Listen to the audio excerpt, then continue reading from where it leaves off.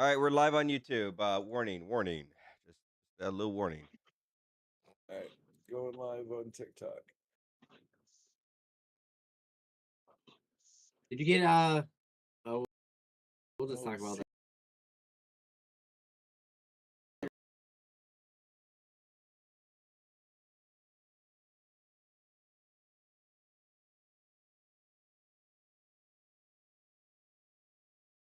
The Vibe Engineers.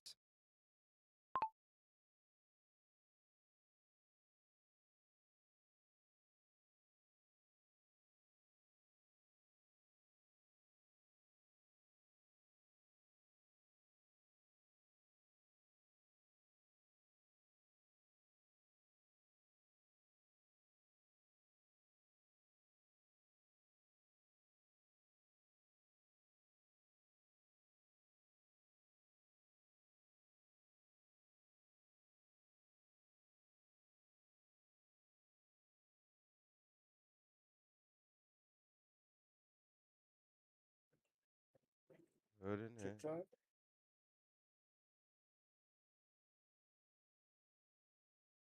what's happening?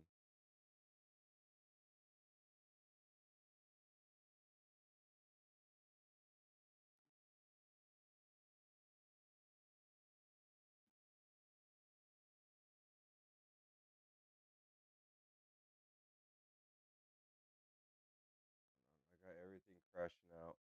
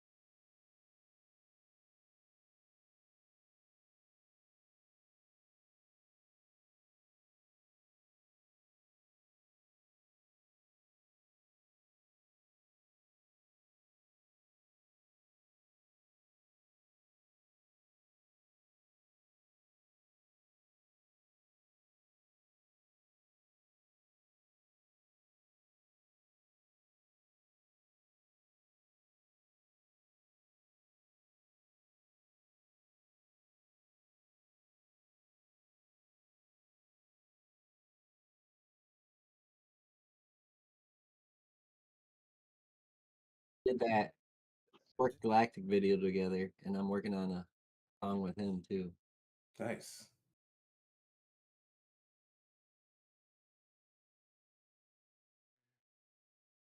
Are you ready, It's Ryan? working. It's freaking out. Hold on. Freaking broke it. That's why it's all red over there. Oh, that's just where I live. Properties.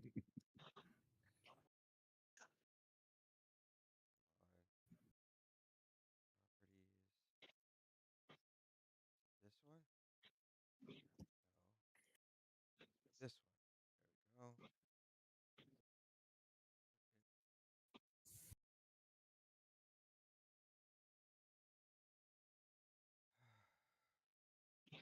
go. That's what I'm talking about. That's what I'm I solidly streaming to YouTube and Twitch. Whoop whoop and TikTok.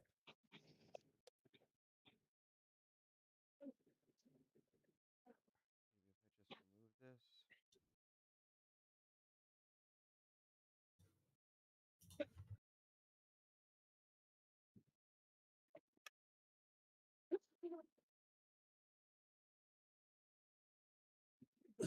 this.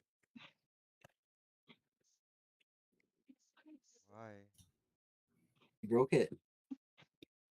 Yeah, pretty hardcore.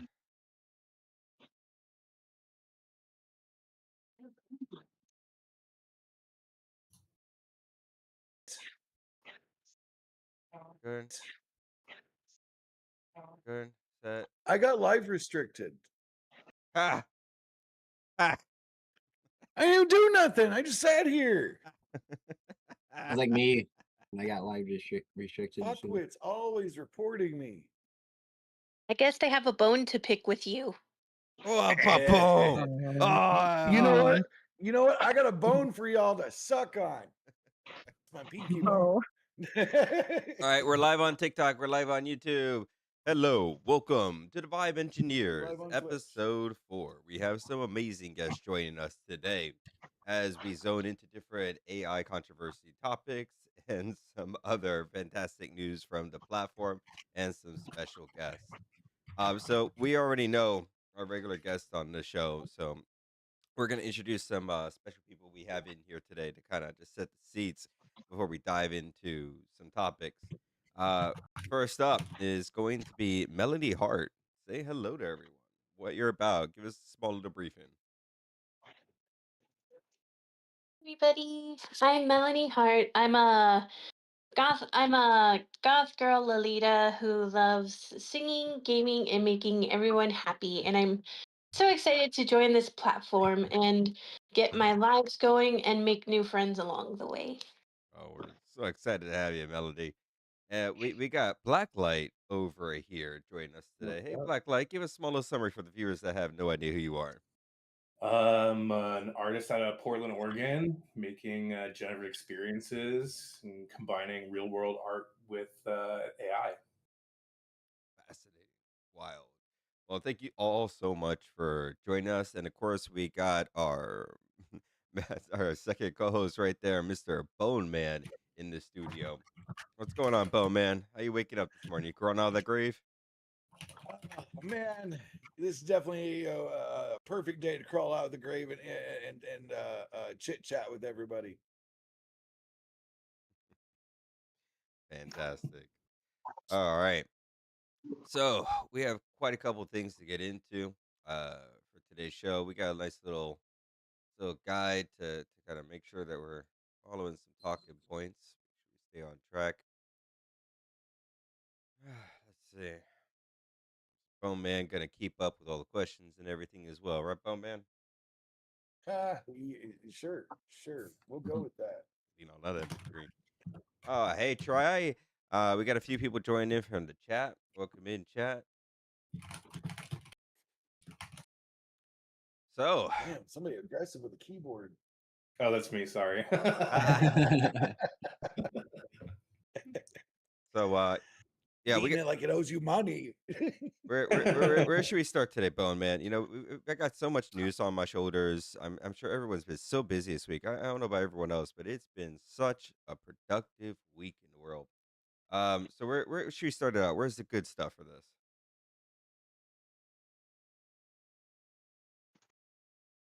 That's a valid question. So I'm reading the script Bible now. I see. All right. So rather than jump straight into the platform, I know one of the biggest things I want to discuss today is one of our special guests up there in the corner. Man, I've got so many questions. You know, being an AI artist that's been doing this for so many years, so many people have different tactics, and you see certain things just get priority and skyrocket. So I definitely have so many questions for you as we definitely want to pick your brain and learn from your great insight. Um, so I've heard you on other interviews as well, you know, talking about how it got started and kind of where it's going. But I gotta say, probably the best thing I want to know from your mind is the current landscape of AI this week, right? This week has been so different than the rest, and everything's evolving at such a rapid rate. How are you feeling about the landscape this week from your perspective? I love it. I'm having a great time. But I've also like figured out like my entire pipeline from like production to distribution. So the stresses that I deal with are not like the stresses that other people are dealing with. for me, like this week I had 4 projects that were all due by Fridays. So I'm like working under the gun, trying to get everything done and satisfied, and get paid. I mean, I sent out all my invoices on Thursday so I could kind of enjoy the rest of the week. So for me, it's a great time. Summer is like right now is when people are starting to do a lot of festivals. Google I/O's coming up, I think, this week, so they're going to have a new drop, probably their Omni video, and then the week after that is AI on the lot, Amazon MGM Studios, and then the week after that is Upscale Conference. So it's a time where like a lot of industry people are like kind of all meeting up and organizing and kind of figuring out the latter half of the year.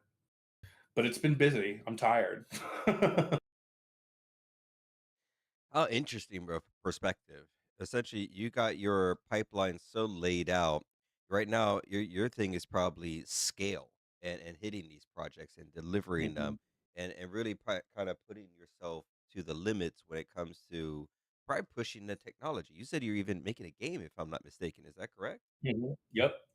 Yeah, I'm working with developers on making a game with the IP. So I'm in charge of like a lot of the visual styling, and we're collaborating on the game styles and what's possible to do, and how we're kind of incorporating all the video content into like actually mapping out locations and stuff. So it's pretty complex. I So mean, this game, earlier this week, what platform is it going to be shot on? So we're talking about Xbox exclusive, PC. We're looking at Steam exclusive. Where are you going with this? yeah, that's something we're discussing.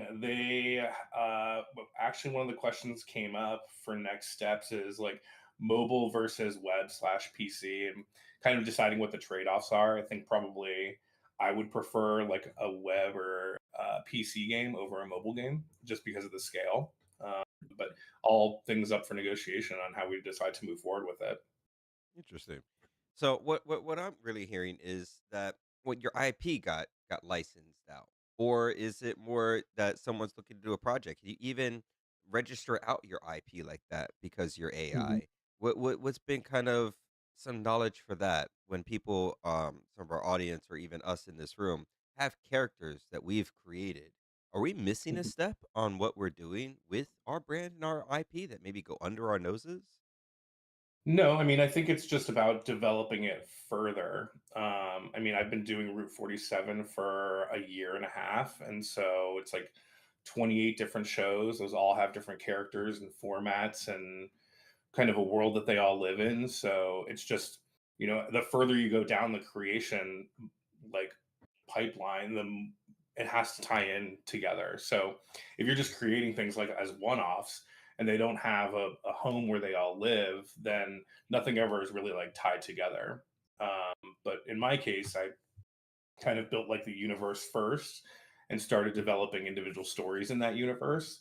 And then over time, you just kind of take a 10,000-foot view, and suddenly you have, like a Springfield or a South Park sort of thing where there's like a whole array of characters and a whole array of things to kind of choose from that any given day I can do, whatever show I want. I can do Night Signal today, I can do Cryptid Dating Game tomorrow, and they all live in the same world.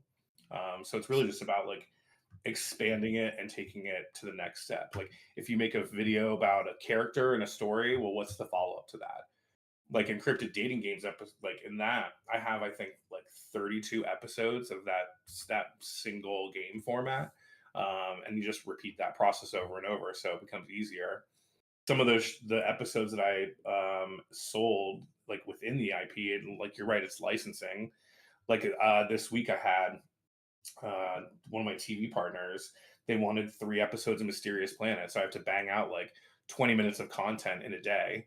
So you just gotta sit, and it's the same thing. You make it once, then you know the process that it takes to make it, and then you just repeat that process over and over, and you get faster with it over time. So what I'm And I hearing started on TikTok, is so consistency. Consistency mhm. is sounds like it is one of your mottos and has what led you to grow this to such a huge scale. The other thing I kind of heard from that was TV partner. I think you're gonna have to back up and explain a little bit on what you mean by a TV partner. Bowman Yeah. doesn't understand a lingo like that. Yeah, no, I have different partnerships. So like I have creative partnerships with a lot of the tool companies. I just got accepted in CapCut's creative partner thing today. They reached out to me. But then I also have distribution partners. And some of them are streamers, some of them are TV, like fast TV channels. And then, it's just different ways to get your content distributed. And distribution's been kind of like my main focus for a while because that's the piece that most people kind of haven't figured out. It's great to make stuff, but if you're just making stuff to make stuff, you're kind of in this like small little bubble. But if you want to get it distributed to larger audiences, you have to work with other companies that are out there that are focused on that. And there's a lot of distributors and platforms that are coming on that are looking for content, AI specific ones, not AI specific ones. And so the way that I look at it is, if someone's creating a distribution platform, like I'll put a couple of videos up there. I have, hundreds of them. It doesn't hurt me to throw 3 or 4 of them up there for them. If it gets any traction, then so be it. That's a broader audience for people to see my stuff. So I just kind of drop an egg in a different basket with when someone reaches out. They say, "Hey, we want to distribute AI content," and that's what kind of led me to the partnerships that I have. Some become bigger than others. Some kind of fizzle out and don't really go anywhere. And it's just about constantly trying to find new ways to reach an audience because you can go viral, but a viral clip is going to go dead in a couple days. Like building a genuine audience. Like I had someone last night reach out to me. They made a comment on one of my videos. They're getting a tattoo of one of my characters. And I was like, well, give me your email. I'll actually send you like the image file so you have like for your tattoo artist. That's like a genuine follower. That's someone's gonna who's like loves my work. They fall in love with the character so much that it's become like a part of their life. You don't need to go viral for that to happen. It's just like you said, being consistent and creating the things that people want to enjoy. And when you hit that nerve and you find something people like, just expand on So we just got tattoo people. All right. Well, I mean, I knew I was missing something, but I mean, I didn't think it was right there in my face. See, I know Bowman's over there fiddling, but Scully, what's your thoughts on this? Apparently now we got to get tattoos, or this isn't gonna work. Oh I'm for that. no. I'm for that. Oh, she's for that. The Okay. appointment. All right. I'm putting my foot in my mouth a bit there. So back it up to this TV distributor topic that you've been speaking it. of.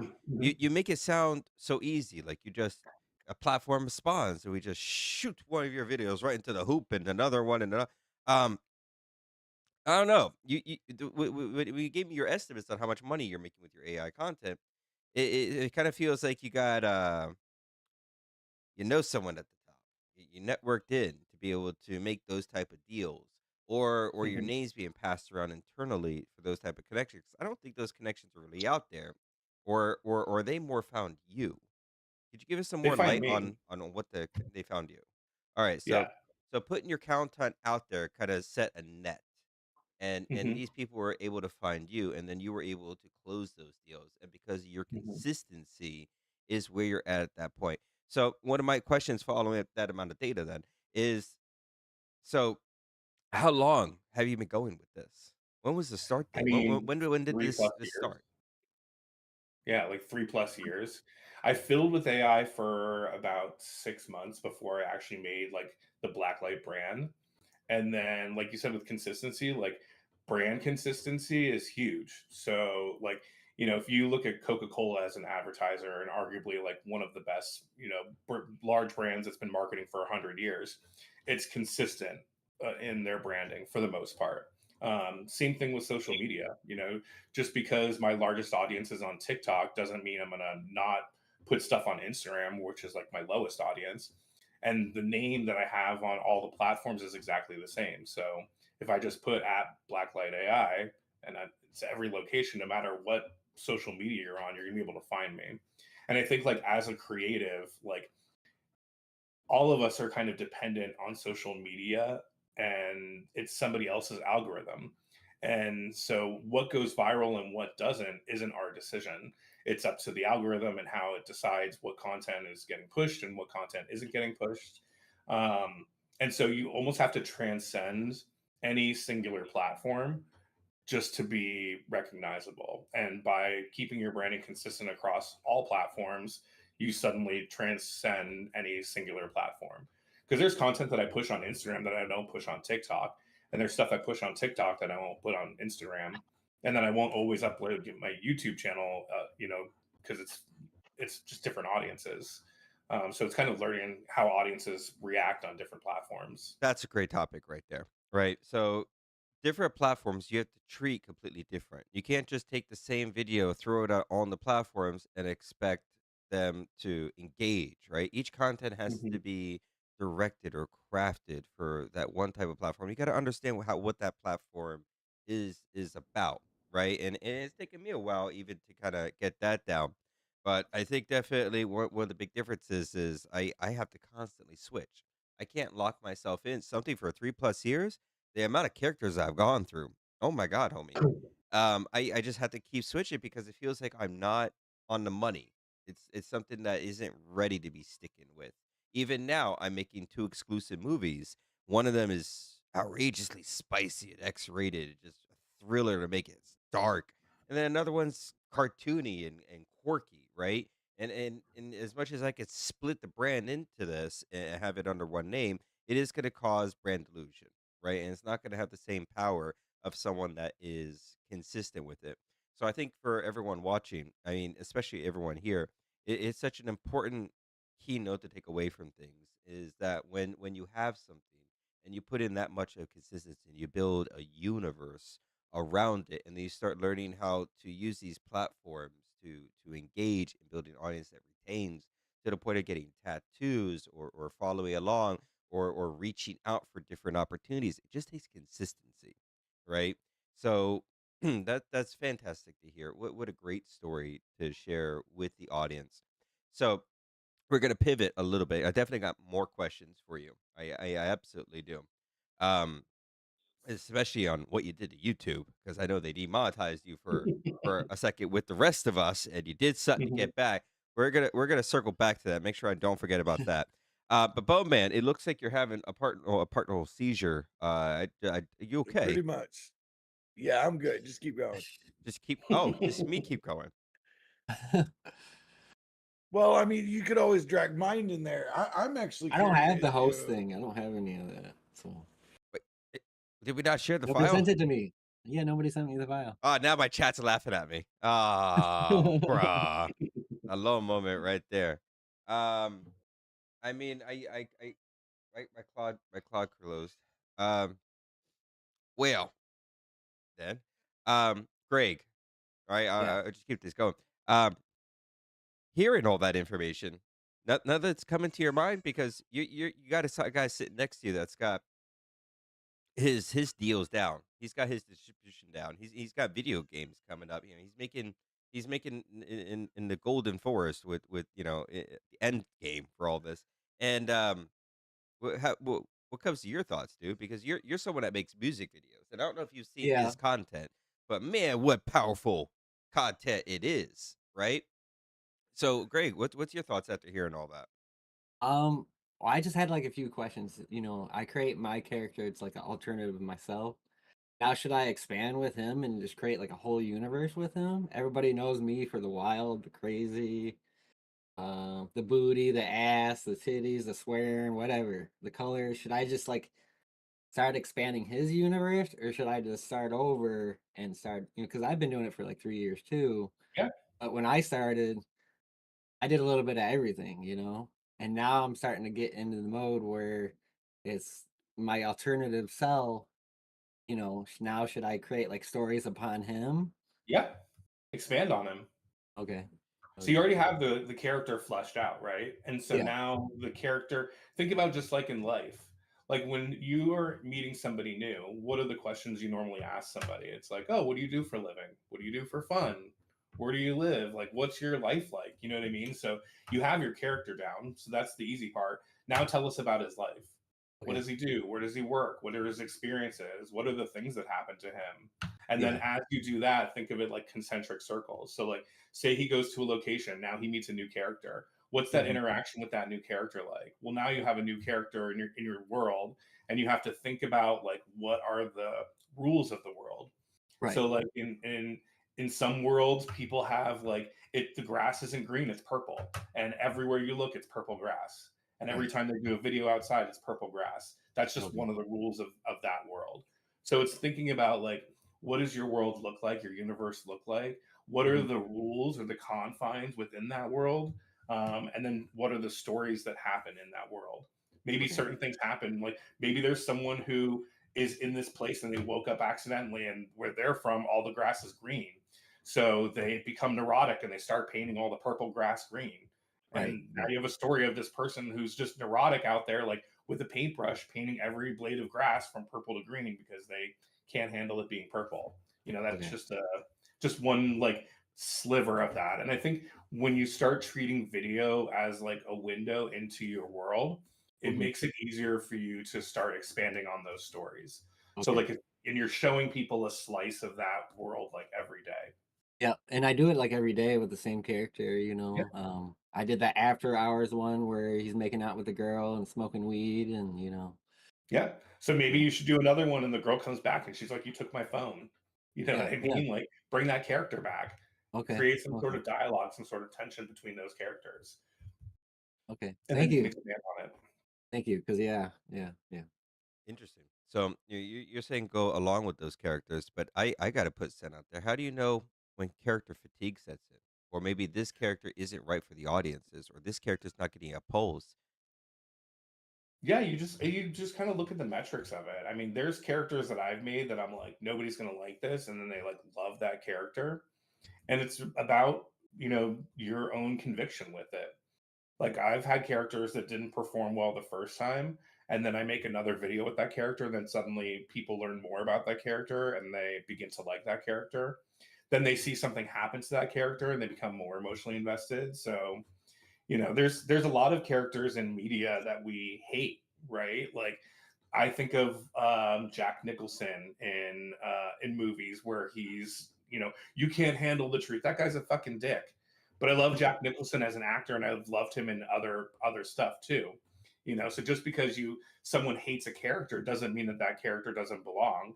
Maybe you need someone to hate a character to feed into the emotional storytelling that you're giving. So you don't necessarily need to go off of emotion or like metrics. If that character is in that world, that's where they live. I've got a character who like looks like he's been huffing paint and he's a narcoleptic and he's just like a bum, but he shows up every once in a while whenever I need him. So it sounds like education. It sounds like education into the characters, and the characters need to really Mhm. portray something to the viewer. So maybe that's an interesting hot topic to talk about from your perspective of the AI music videos versus TV show formats, right? Mhm. Because there is a lot of people, there's a lot of viewers. We have a lot of music artists with us in our platform, and we love them, right? And all these people want to make music videos all over the place, but the music videos never grab tension or retention, and they also are ridiculous to push. The algorithm feels like it just swamps over them without Mhm. blinking an eye. So, what's your thoughts on you creating a universe? But what would you say to the people that's creating these expensive music videos? Yeah. I mean, music videos, you have an opportunity to tell a visual story, even with a music video. Even if there's no dialogue or anything, you can create compelling music videos with a visual story that kind of lines up with the music that you're making. It's not just like, 20 clips in a single style that you just animated and kind of mashed together. What's the beginning, the middle, and the end? Like, what is the story visually you're trying to tell in this music video? I see. So you're saying portray a story through the music, Yeah. build out that same universe, and then keep educating the viewer in that universe or with that character, portray different emotions. Very Mhm. interesting, And a to hear lot of from it too is like I started doing music videos. I've been playing piano since I was 5. I got into AI initially because of music. I did music videos exclusively for about 6 or 7 months before I ever did any narrative work. But that's because the narrative side is harder. It's harder to do lip sync. It's harder to do um, engagement shots. You have to know like all of the different tools that you need to use to get the different shots that you need, and that's a skill you have to practice. So maybe you have a music video and there's a visual story, and you're main character or your lead singer is singing, and then the song ends, and then the character walks off a stage, and then they have a short dialogue. That's a really good way to like begin to move into a narrative space and also incorporate that in your music video. It's a good idea. I'm kind of curious for one of the girls here that also are just hiding in a corner. You welcome to talk. You're welcome to butt in. But Scully, I mean, how has this? What's your thoughts? What's going on?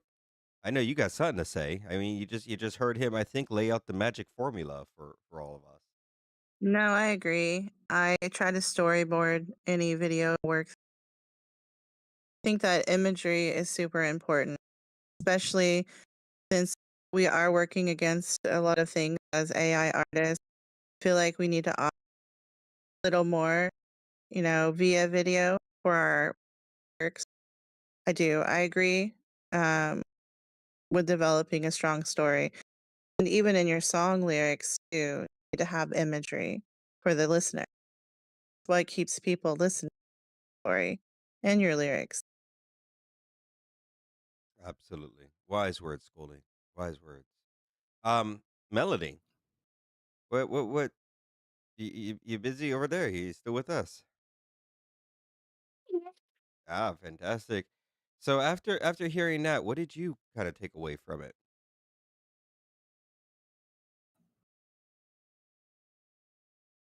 What I took away from that is that basically that success comes to you over time, and that if you stick with your passions, like, you have to put in the time and the work so that way you can get more noticed, and the more you work on it, the more new things you'll figure out in your production, and then the new things that you figure out for your production, it could work better for you and the viewers, so that way you can create content that looks smoother, not like shaky or anything, and then you could get a bigger following from it eventually.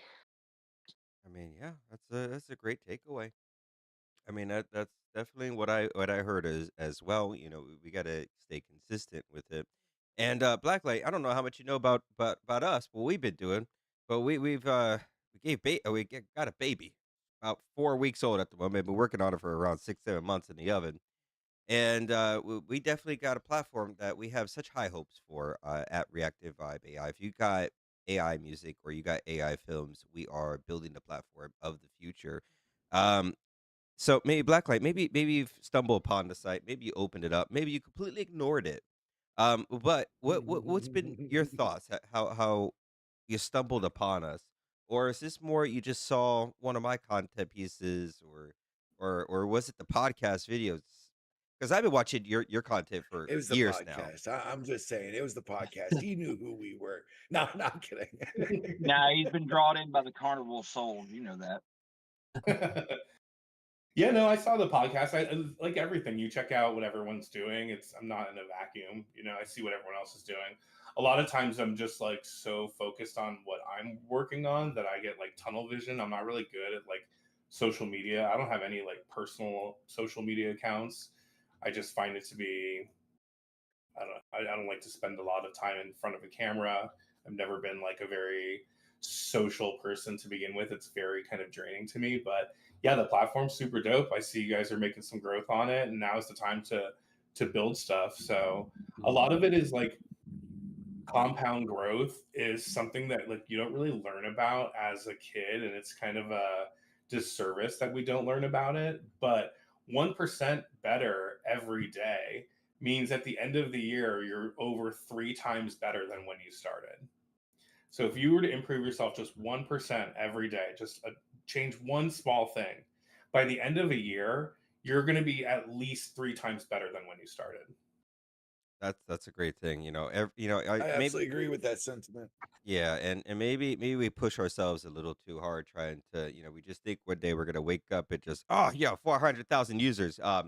But it's gonna be a slow push. We're gonna have our moments. We're gonna have our ups and downs, and knowing that we are improving by that 1% or over per day, that's traction. You're right. It's going to build up. Um, Mhm. For over a year, like here's a fun fact for you. For over a year and maybe closer to a year and a half, I posted at least a 2-minute video, music video, new every day for a year and a half to 200, maybe 300 views.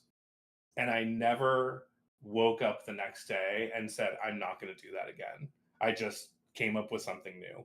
So, I have over, at this point, like 500 or 600 videos that I've made in 3 years, over 100 episodes, over 350 music videos.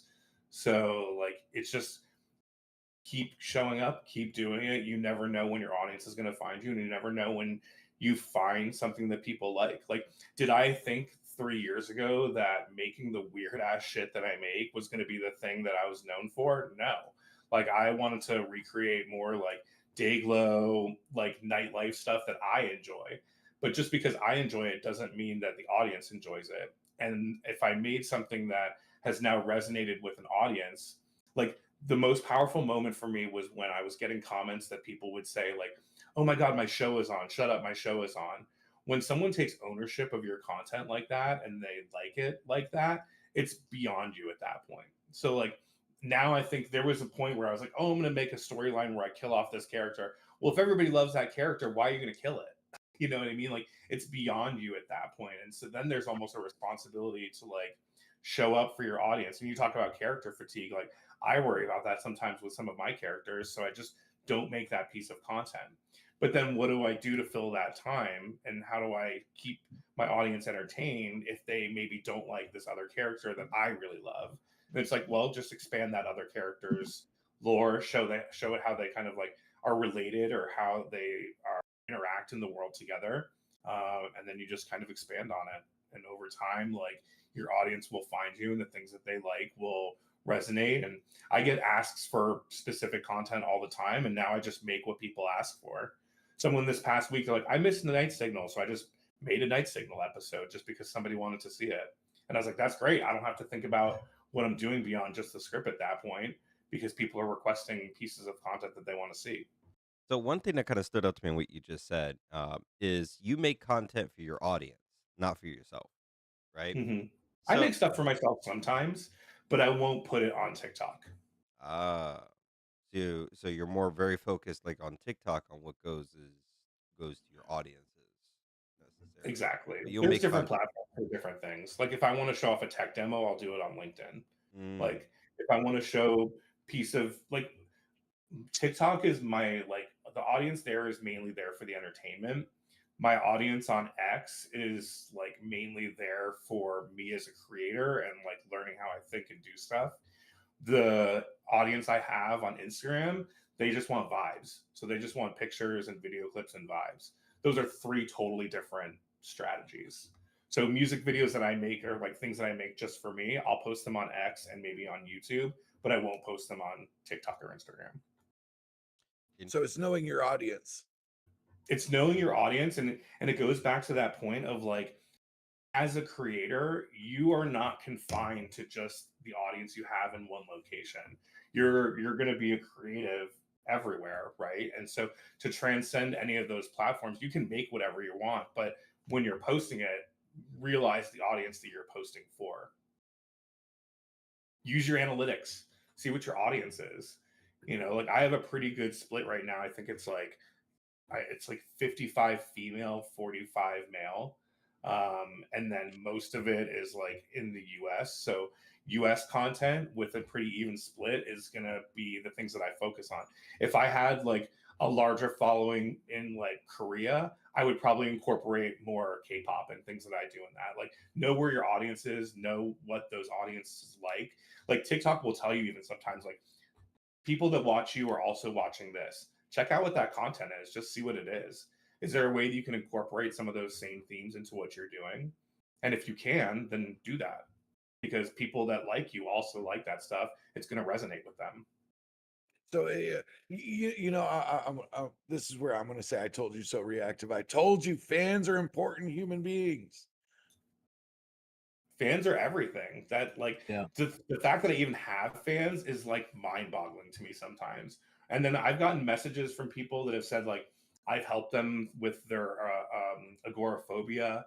I've had people that have said that I help them fall asleep at night and they have insomniac and my stuff calms them down. Like that's those single comments keep me going. I don't need a million likes on every video, but if someone's resonated with it in some way and it means something to them, that's really powerful. Like that actually weighs more than, 1,000 likes on a video. I absolutely agree 1,000%. Like, as as a full-time content creator, as well, when your audience kind of like owns you, like in the sense of like, I've had fans be like, "Hey, listen, if we get so many subscribers, we'll all get a tattoo." You know what I mean? Like we'll get his Hmm. face tattoo type thing. And it's mind blowing when you have fans, and it makes you want to like just up your game on everything. You know what I mean? Very It true. really does. Like as a streamer on Twitch, like I lose my mind like whenever like I've got people sitting there having a good time, whether rooting me on or wishing me harm, you know what I mean, type thing. Fans are fans, and everybody that's like, oh, well, if I put this out, someone's like I'm gonna get haters. Your haters are also your biggest fans. Yep. It's true. And I have a lot of them. I I keep for telling what was people. for every one fan, you're gonna have 10 haters. Oh, yeah. So you have 11 fans. 10 of them are hardcore. I keep telling people that you have to remember, as a heel, boos are applause also. Yeah, exactly. And I also like I like what you said about like the writing whenever it comes like, hey, if your fans like a character, but like they don't like your favorite character type thing. One thing I've always like figured like that I did in my writings is I would basically like make that person the villain. You know what I Hmm. mean? Like my favorite character, I would use every reason why I would be jealous, in the sense of like why everybody loves that person. And then I would do like, just what I could to destroy that. You know what I mean? Type thing. And I think like you said, it creates a great dynamic, when you start realizing your audiences, your stories and fitting in just like um yeah, I'm a big proponent of like your audience is everything. Hmm. Like, I tell everybody, like, when we go live and like they start like dropping music, I'm like, don't just sit there, drop your music and run, bro. Go get your fans. We will fucking ham this shit up like crazy. And, that's why the album release parties, I think are gonna be great. And I appreciate you just kind of like confirming, like, you being like one of the tops of like our industry.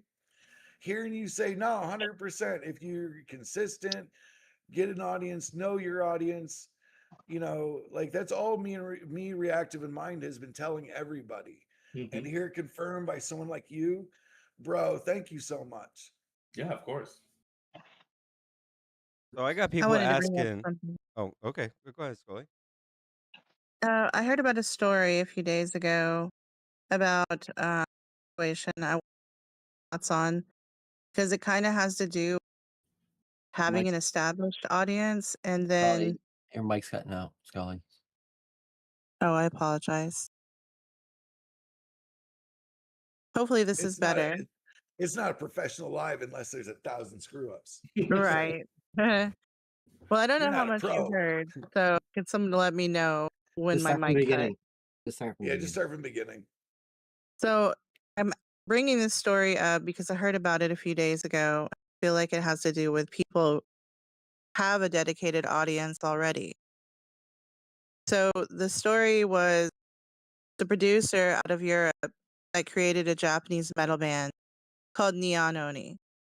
And I guess it kind of took on a life of its own. He didn't really think it was going to catch on. Like 80,000 views later, he has a situation where people are looking into his creation. It's discovered that it is AI. It wasn't marketed as AI, anything like that, from my understanding.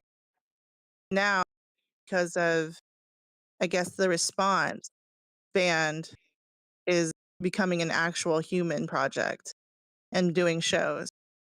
So if an artist decides to go that direction, what do you think they should do with their established audience who, nothing to do with a human made project to begin with?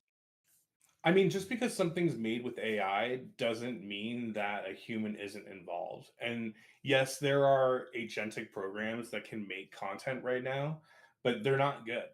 And I think the important part is to pull the curtain back, a little bit and show people the work that it takes to go into making something, and a little bit about the process of how you make something, and then go from there. I mean, there's, and I talk about this a lot. There's two tracks in how you work with AI. And the first track is a dead end, which is relying on the intellectual property of other people to expand on fan fiction or stories that they want to make. Um, that is where a lot of people start because they don't have the creativity yet to really, like, you have to break through the mental barriers with AI and what can be done with AI. And a lot of people start with what they know and they stay there. That doesn't get you anywhere in the long run. You can't monetize it. We talked about YouTube. They're pulling back on that stuff. Like, it's great for fan fiction for a hobbyist, but if you're going to be taken seriously in this, relying on somebody else's work, is not gonna get you there. The second track is the harder track, and it's the one that I've kind of been on the longest. Is creating something genuinely new. Now, for that to go viral and to get popular is very hard because you're asking people to get to know new characters, new stories, a new intellectual property altogether. And that comes like over time. Like, look at Star Wars fandom. Star Wars has been a thing since the 70s. You're talking about 40, 50 years of intellectual property that's been out in the public culture for a long time. That's a behemoth. So coming into AI and making something new with it, you're competing against 50-year-old intellectual property. Of course, it's not going to get the same numbers that does because it doesn't have the same audience because they haven't been exposed to it. So you're not really looking at viral metrics when you're creating something new. You're looking at like conversion metrics. So, and what I mean by that is if 1,000 people like your video, or sorry, if 1,000 people see your video and 100 people like your video and 20 people comment on your video, that's successful. That's a successful piece of intellectual property because what that means is now you repeat that. Now, the next video, 1,000 people see that video, maybe 110 people, 120, 150 people see that, maybe 10 comments, still successful because you're getting that conversion number looks really, really good. And what that says is if you can continue to do that, is that if you now are in front of 1 million people, now 100,000 people are going to like it, and maybe 10,000, 20,000 people are going to meaningfully engage with it. That is a successful product right there. It has nothing to do with only getting 1,000 views. It's how does that 1,000 views perform? How does that engage with the person? And that's something that you can grow over time. And so I think showing people behind the curtain, show them the process that it takes. Like, cryptid dating game takes me anywhere between 6 and 8 hours I'm gonna to throw my foot in develop real quick.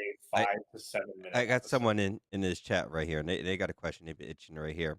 They're just saying, Crimson. I have multiple artists. Is it hard to pull off under an umbrella of artists under one main? Mine are broken down into styles and stories. So it depends on how you incorporate those. I mean, if it's different styles, that's definitely going to be different. That's going to be challenging to do. Like, for me, I have the shortcut of making everything interdimensional. So this dimension may be reality. The next dimension over might be everything's made of yarn. The next dimension over might be all animated. It's an easy storytelling kind of fix to that. If you want to keep them separate, then you have to build out all of those different worlds of those characters individually. So you're saying there's a lot of world building behind it, right? There's a lot of a Hmm. foundation you need to put into your content to lay out these worlds because it sounds like the real secret sauce to it is consistency and education of the characters and what Well, happens to them with that I, connection. I'm sorry before I forget because the brain damage, but I want to touch something on he said when it comes to the engagements. Like just even like a comment, like even like any repost, it doesn't even have to be consistent. That right there not only chucks you further into the algorithm for more engaging, but people don't realize the reason you should celebrate that engagement is once you hit a certain point in like different like platforms like creator programs, they pay you. Y'all like I know a lot of like you guys, Mhm. especially in my chat, are like, well, how am I, how am I supposed to get paid from this? Well, if you're consistent, you do exactly like he said. Know your audience, kind of like scale per audience, and then each program is be like, all right, well, TikTok, if you hit 1,000 likes, that's like $10. Like that's legit. Like I can show you guys my like creator programs that I'm in, and it would baffle you guys. And you're always like, well, how are you staying in business? I've been at this 7 years, like full time. I have no other job. You know what I mean? So like, I absolutely agree with him 1,000%. Knowing your audience is everything. Having fans, knowing your fans, like really jumping in there, like participating with your fans, creating communities. Like Mhm. that will throw you so much further into success. Not fame like a lot of these people want. It's success, consistent, reliant. Now, what was it? You've got a video game off, based off of your works. You've got series at the Yin Yang, which I'm excited to like really explore. That's where I'm really, really glad that like because of Reactive, you and I get to meet now. Like I'm Mhm. a book writer. I've worked for Fiverr for an extremely long time. Writing like ghostwriting for like movie Mhm. scripts and books. And now like like with books, it's like, oh, that's a book. I gave mine one chapter of my book, and the boy hasn't made it past 3 minutes because the media is boring. But because of you guys now, I can turn all my stories to life. Mhm. And that right there, like when I saw Mind do my shots video, I cried. I instantly cried because it was literally the metaphor that I like of my life that I was going through. And he turned it literally word for word what was on my mind. And because of guys like Reactive, I feel like this has all come beyond possible. I have a question for Blacklight. Sure. What do you think is the best pathway for an artist that does multi-genre work to build an audience that's consistent? Own your own funnel. And what I mean by that is think of all of these social media platforms as a road to your house. What's your digital house? For most people, it's developing a website. Um, and I have my website where I kind of is the basis of everything. And then all the roads lead to that. So, you're linking all of your other platforms to each other, being consistent with your brand kind of transcends all of those, and then creating your digital home. So, I have a Discord that a lot of my community comes into. I have all the shows listed in there. So, if people want to make recommendations, they can. I have a way for people to talk to each other and kind of engage with me. I have a Patreon, I have merch, I have my website. And so it's just giving people as many possible ways to reach you that they can. I have people that like my inbox is insane. Like I don't ever see messages in my inbox. Sometimes I'm days late responding to people, and then it's not that I'm just like being, that I don't care or I'm rude. I just don't see it. And so I Is it try to so give much? people many ways to get to me as possible, to communicate with me and kind of engage in the world with me. And I think that's kind of the biggest thing is don't rely on one road to you. Try to create as many roads to you as possible, and then think about what your digital footprint is and where it lives. Like if you were to go to Google and type in blacklight with the V and the explanation point, and that's it, you'll see like the whole, like I take up the entire page because I've done my brand so consistent that it's everywhere. And so if someone really needs to get a hold of me, they can find me through like a plethora of different avenues now. And that's big. Like if you want to get found, you want people to, hit you up for a project, they need to figure out how to get to you. And if there's only one way to do it and they're having to hunt all over online to try to figure that out, that's going to be a problem. See, I so appreciate that. very Do interesting. you ever find yourself inadvertently going ahead and building your characters into a world that you had already created? You All the start time. working on a character. Yeah. I have an IP that I started back when I was going to Art Institute of Pittsburgh that will not get into why that's still not a thing, but it's anyway. Um, when I've started creating characters for a couple stories that I've done, and the universe I've been building with the Carnival of Souls and my music and everything, I realized coming into it that I'm building these characters back in literally into Damon Blackstone's world. And that's great. That makes it easy because then you can kind of like tie everything in together. I mean, Mhm. all of your stuff should kind of have a home that it lives in. And very similar to social media, the analogy I use is like a leaky bucket. So there's a bucket and there's a bunch of holes that have been poked in the bottom. And you can fill that bucket up, but over time, the water's going to pour out the bottom. And so to keep that bucket full of content, you have to constantly be pouring back into it. The same thing is true in world building is you're only showing slivers every day and people may forget over time. And so you have to constantly reinforce what that world is and the characters in it and the stories and the way that that world runs for people to really learn it because they might miss a video here or there. And if that has crucial context for them, they're going to want to know that stuff. So it's just constantly reinforcing pieces of your world so that people that are new can join in on the fun. I think this is. So Oh, go ahead. I'm sorry. I was gonna say, so integrate your multiverse with your characters. Hmm. Thank you for that. Hmm. Absolutely. And go even further than that. Like if you have different characters and they're in the world together, do they know each other? How do they interact with each other? And is there something there that you can do? Like I had characters that I made like fall in love with each other that never knew each other.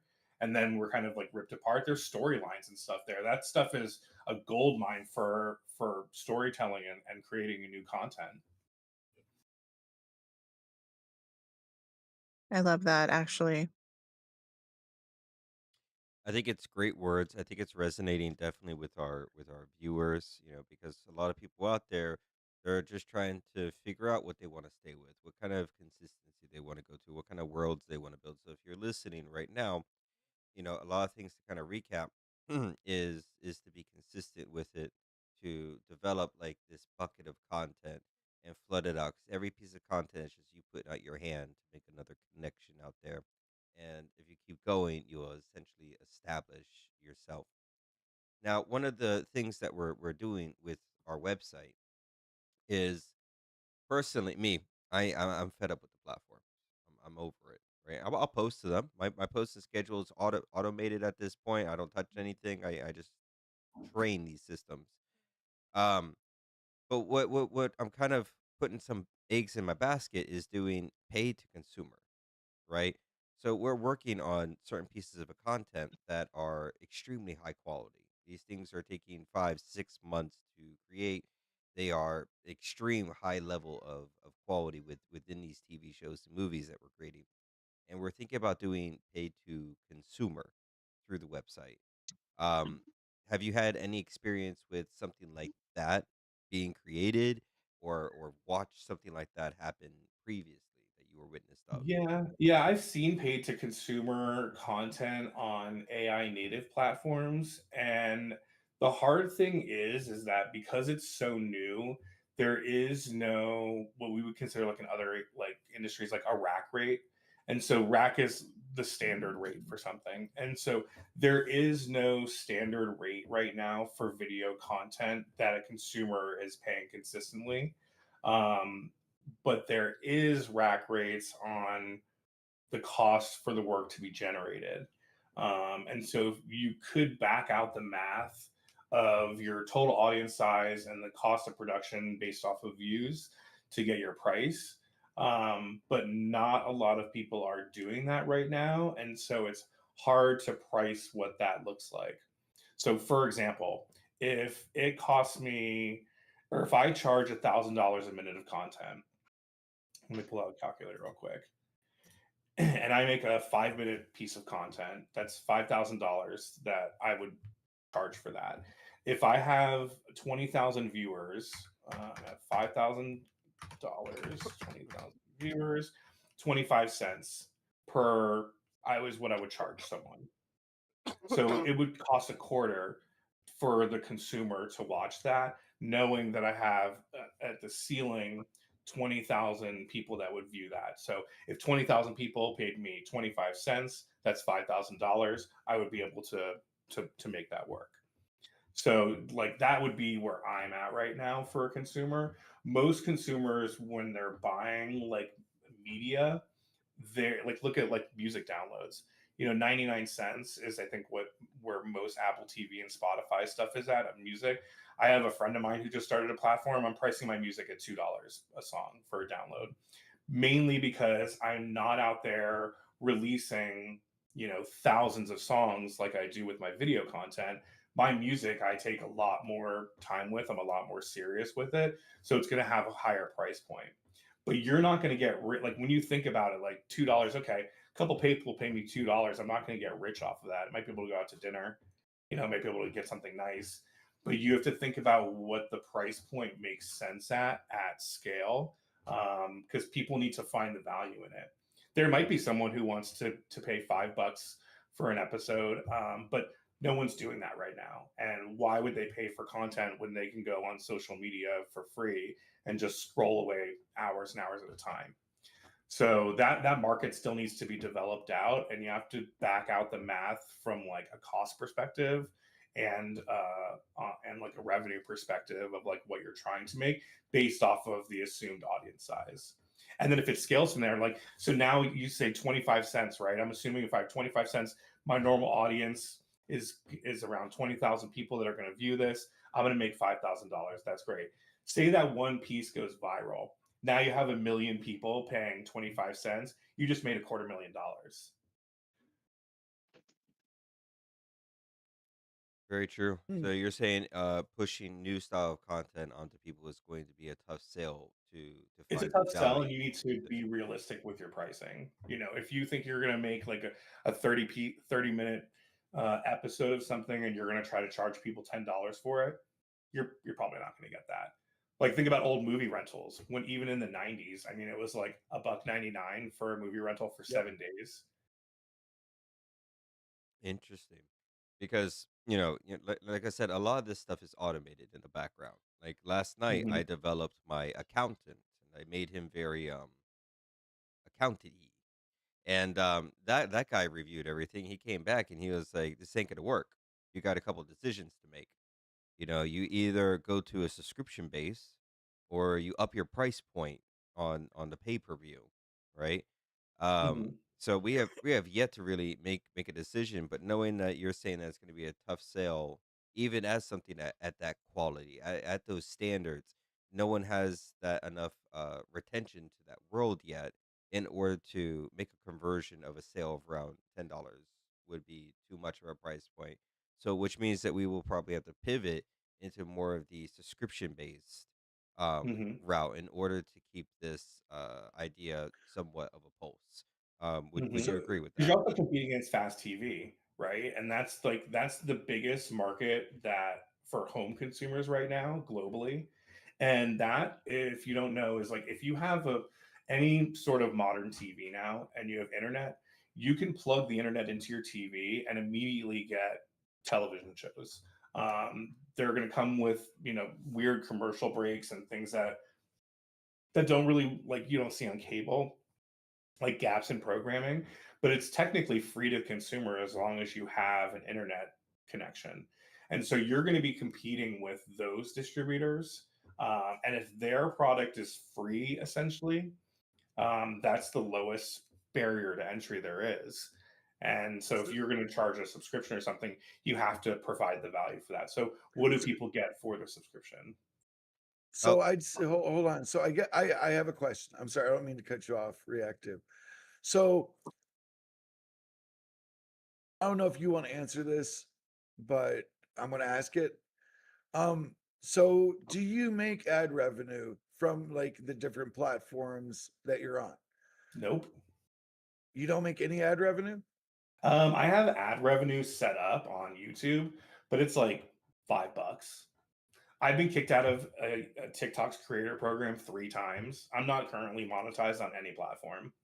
So for Okay. people to support me, it's through buying my merch or subscribing to my Patreon or being a subscriber on one of the social media platforms. But I think like any social media revenue or anything, maybe less than $100 a month.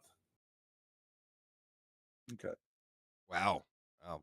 Now, now as a platform, like using ad revenue to supplant the subscription base, Mhm. do you think that that's a way to go? Yeah, totally. I mean, advertising has always been an expense for like getting a lot of stuff done. And like we live in late stage capitalism right now. Like the corporations should be the ones that are paying for everything, not the individual consumers. And so you look at the streaming services, even though those are paid to the consumer at a small price, there's still ads. Like I watch live TV on Paramount Plus, and it's all drug commercials. The drug companies are paying to show their stuff to the consumer. That's what essentially pays for most of the stuff. So yeah, I mean, ad revenue is huge, and ad revenue on YouTube is the largest uh, ad revenue collection of anything, of television or streaming or anything. It surpasses cable, it surpasses everything, which is wild. Like if you can make it big on YouTube and you get that ad revenue, that's great. I've been on YouTube for as a creator for 3 years. I just got into their creative program maybe a year ago, and I'm still not. I mean, I have maybe 5,600 subscribers on there right now. I'm not making a ton of money. I'll tell you, I'll look it up right now. It's probably like cents. We got a question from one of our viewers, Sound Over Ego. You were saying you want to pay for streamers. Dude, you will have to have a super security from bot. Not necessarily sure I follow along on what you're trying to convey, but if you give me some clarity, I'll try to understand that. I think what he means is like, you know, how like people have bought it out different platforms. Oh yeah, I people Uh, think bot that's what he views meant. all the time.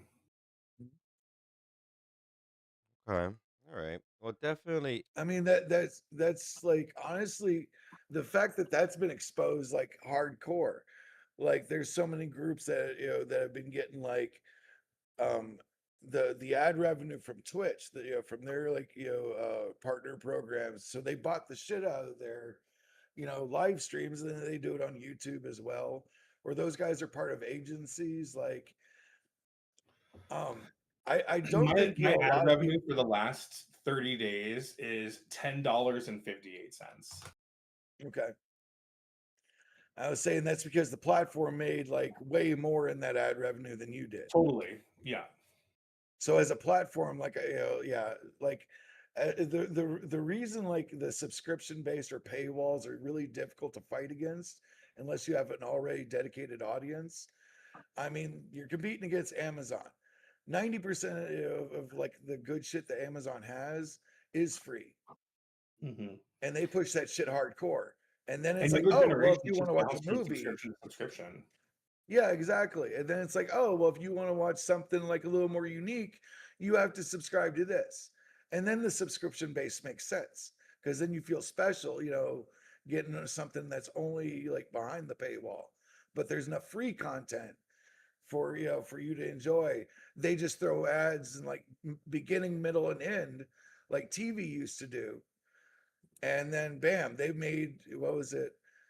$1,000, sorry, $10 per thousand interactions, and an interaction is only like 45 seconds of a view. Hmm. Hmm. And then you're at the whim of the platforms too. That's another side of it. I Yes. mean, I get flagged all the time. I mean, for a long time on TikTok, every single post of mine got flagged, and I'd have I to literally appeal got every flagged just single going time. live.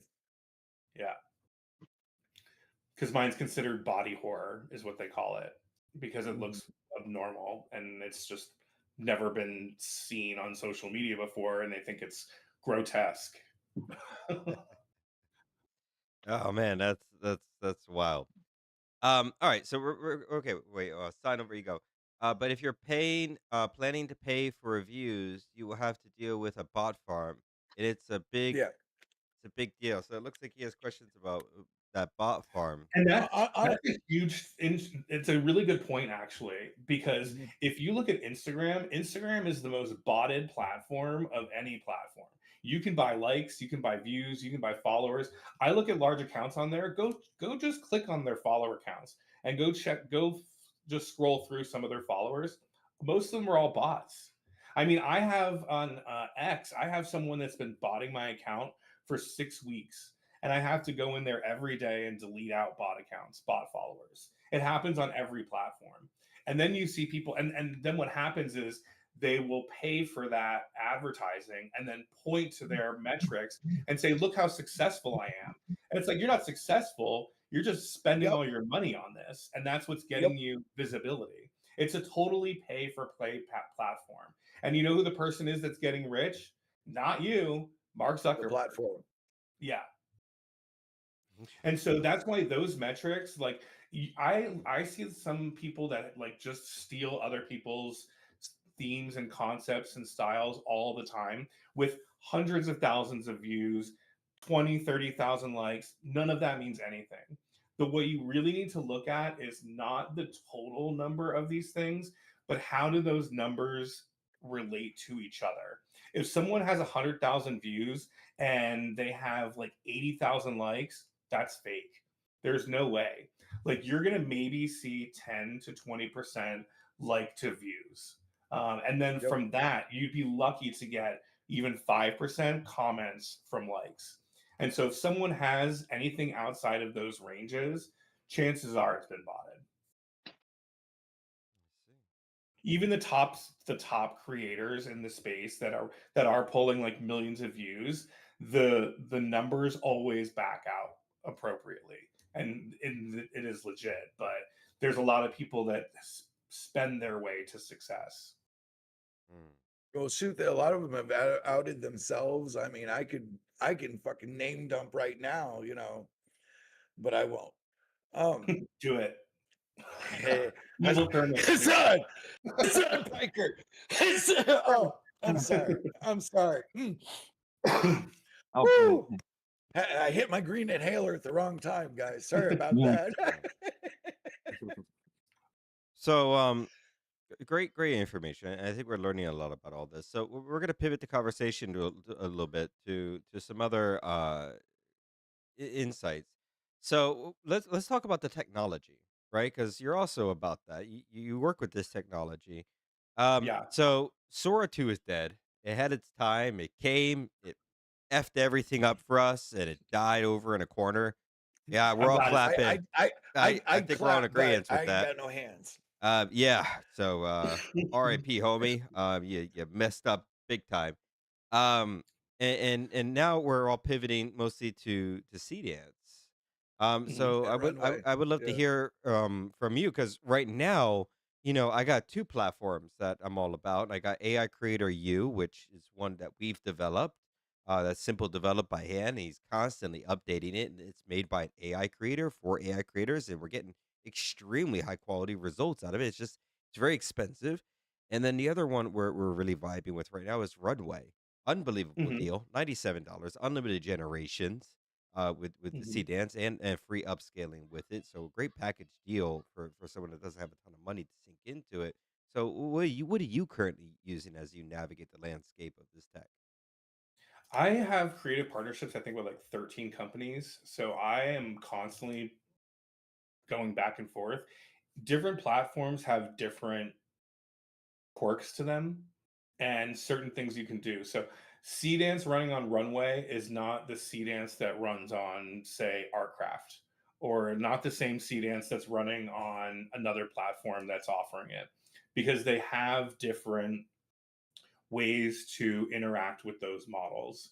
For example, on Runway, you can use the keyframing or you can do like the multi reference, but you cannot upload audio to that. On another platform, you can upload the audio to that and use it in Cdance as a reference point. Same model, two different platforms, two different product offerings. So you have to use a different platform if you want to use that. Isn't that mostly though the web developer and their integration through the API access? Exactly, and it's the way the developer is interacting with the API. So there are plugins available to do that stuff. It takes additional development to get all that done. But I also work full time at a tech company. I've been building a tech company for 10 years, and I work with the development team, so I know what it takes to do an API integration, and how much work it takes to plug that stuff in. It's not out of the realm of other companies incorporating these tools. It's really just a desire. And I think a lot of the companies, Chris is really good at Runway because he's thinking from like a filmmaker perspective. But there are pieces that as creatives we ask for and say, hey, I need this ability in there. Can you do that? And if you have a good relationship with that company, that feedback loop is why I'm a creative partner. Like, I use the tool, I tell you there's something I can't do with it, I give you that feedback. If you can develop the way for me to work around this problem, or you solve that problem for me, it keeps me on your platform longer. So having hiring creators that are in there every single day using these tools, you want that creator to give you that feedback so that they can make the product better for you, and that helps everybody in the ecosystem. I think you just called someone at Runway by their first name. Mhm. So you have that close of a connection with those developers. I mean, I work with a lot of the CEOs and I have chats with them regularly in either WhatsApp or side DM conversations. So like, yeah, I mean, I talk to them pretty regularly. Same with the distributors, and it's why I also get like these trips coming up. Like AI on the Lot is fully sponsored. I'm not paying to go. I'm getting paid to go and represent the distributors that I'm working with, and just get to hang out and meet other creators and network. And then the week after with Upscale, they're putting me up for the whole week, flights, hotel, the event, everything, just to kind of show up and be there because I work closely with them. I did a live creative session here in Portland last month, and it was sponsored by FreePick at the time, which is now Magnific. So I just taught a bunch of creative technologists in Portland how to use that specific platform, and we did a live creative session from image generation all the way to video generation, and showed them how to kind of bring things to life, and got them some credits to get them going, and showing off different companies. So yeah. Yeah. So you network to yourself. You're close enough with them so where you can DM them. You have that clear communication. So that's what it sounds like. It's really about as well. It's really networking yourself and putting yourself out there to make those connections. And I would imagine, during your DMs, you made an impression well enough to where they stay in communication with you, which is Mhm. fantastic to hear. Um, so you're using a mixture of AI technologies. You're not necessarily sticking with one. You see each of them have their different quirks with it, and you're integrating that into your output. Awesome. Awesome to hear. Um, have you tried out That's so AI damn Creator U impressive. yet? Out of curiosity. Were Not you guys yet. okay? Like I said, I get offers all the time to try different platforms, and for me, it's like if it's not broken, I'm not gonna fix it. Hmm. And I work at such a scale and speed. Like one of my best friends built a platform, and he's like, come use it. It's got free credits, and you're welcome to hop in there and use it whenever you want to. And I tell him, I'm like, I would love to, but like I'm so busy right now that I'm not gonna stop to learn a new platform unless I need to find a workaround for something. And then I'm on the hunt for something like that. Well, I don't. I got a question. The like, would you mind at some point, like, if I throw you my Discord, would you mind dropping like even the ones like the creators and the programs that you recommend? And even if you get one that you're like, hey, I don't have time to test, be willing to let like throw it to us and let us test it. Totally. Yeah. Yes. Sorry, I'm all about like, I get. like What about all the I ones like I watching gave my you? community grow. You know what I mean? Well, like, and I applied to all of them, ain't heard shit back from any of them. Yeah, So they take a while. on top of that, like I like my hosting duties has been uh so much fucking fun. So like I need to reorganize. Um, but like I'm a big community person. I love watching like my community grow in their skills, in their fandom, you know, things like that. So like I said, like any little bit of information, even if it's like someone's like begging you, like, hey, just sniff my website. Would you throw it to us and we'll Totally. sniff the shit out of it? Yeah, totally. Told you guys I liked y'all enough to get y'all top toys. Only the best in the boneyard. So, some AI artists are getting signed by real labels at the moment, and, Mhm. and we're seeing the landscape dramatically change from what it was previously and just a few months ago, right? And Mhm. the other big thing is what's about to happen on June 12th with the legal decision on pseudo and Umideo. Mhm. What is your current thoughts on that, and what is your projections to what may happen on that date? Oh, it's not going to stop anything. The train's left the station already on AI, and whether Suno wins or loses, there's already other companies in the wings who, like, let me back up. Assuming Suno did nothing wrong, they win, fantastic. Assuming Suno did something assuming they didn't do something wrong, they win, fantastic. Assuming they did do something wrong and they lose, there are other companies that will just develop the same thing that they're doing, just with ethically sourced models. We saw that on the image side. We're seeing it on the video side. We're going to see it on the music side.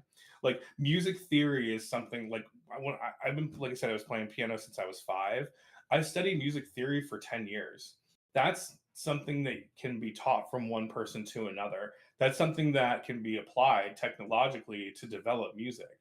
Genres of music can be listed, defined, and there's chord progressions for certain types of styles of music. All of that can be ethically trained into a model. So whether it was Udio who decided to suck off UGC, or it's Suno who either wins or loses this case, or this new open source model that's out right now, it's inevitable. The train has Mhm. left the station, whether you like it or not. I did not like AI when I first got into it. During the writer's strike, I hated it. I hated everything it stood for. I hated the environmental concerns. I hated all of it. So for me to go from being a hater to someone who is like a full-on advocate for AI now is knowing the landscape at such a deep level of like what is possible with it, and the responsibility that not only we as creators have, but like the ecosystem at large. Like there is, concerns with data centers. I have the same concerns that the people in Utah have. Kevin O'Leary isn't even a U.S. citizen, so I don't want this guy who's in Canada trying to say that taxpayers should be paying for a data center in Utah. He can go right back to Canada with that line of thinking. Why are we going to destroy our lands for a data center that some Canadian billionaire wants? Sorry, like those are legitimate concerns. And I Amen. think, sorry, I was just going to say, like, I think, being wide and clear eyed about what the realities of AI are as a pro AI person is the responsible thing to do. It is valid concerns, and you're never going to get mass adoption unless we face these topics head on, truthfully, and in good faith with people that are against it. Absolutely fucking agree with that. And I also think that Suno's recent deal with Warner Music is actually going to play a pretty good part in, helping out the situation a little bit too. Maybe. I mean, I look at what happened with Udio, and I actually took all of I have like years of samples of just like ditties that I've recorded and music that I threw into Udio and kind of upscaled. I took all that stuff out and deleted all of the content from it because, I don't want to hand over those rights. Similar to my IP, that is work that I have spent hundreds and thousands of hours of work to develop all of that stuff. I'm not just going to hand that over to some company to make a portion of profits on. Like, like no, pay me. Distro Kid. It's yeah, it's like we live in late stage capitalism. We're all suffering from it. Like I'm in my early 40s. Look how gray I am, you guys. Like I'm stressed. Like it's not an easy life. I'm at the point of like, fuck you, pay me. These corporations are screwing everybody else over. No, they can pay up for it. These are multi-billion-dollar companies, and I look at companies like that are in the space that are not ethical actors, like Higgsfield, for example, using like celebrities to advertise in very compromising positions, turning around and like baiting people and saying, "We just destroyed 30,000 jobs." No, you should not be a serious player in the space. You have no respect for the other people in the space and what this developing field is. You shouldn't have a seat at the table. But I think people like Runway, we talked about earlier, that have really been at the forefront and are trying to do things in an honest, ethical way, that's a company that most people should be supporting. So I think that we have that responsibility as creatives to be on that other path and really showing that there is something new that can be made with this technology. And if you're creative, you can build it for yourself. Any of the previous barriers that you've ever had in making something have been completely demolished by AI. So if you have ever been a creative and you want to make something with it, there has never been a better time than right now to do it. And there's a plethora of tools in front of you to make whatever you want. There you go. And Inspire all that. guys, that's why we push the Discord so hard, because the more of us that connect, and like high tides rise all ships, guys. I'm telling you, this guy is literally the proof of it. He was an AI hater, and like now it's like, you know what, fuck this. Just somebody needs to pay me.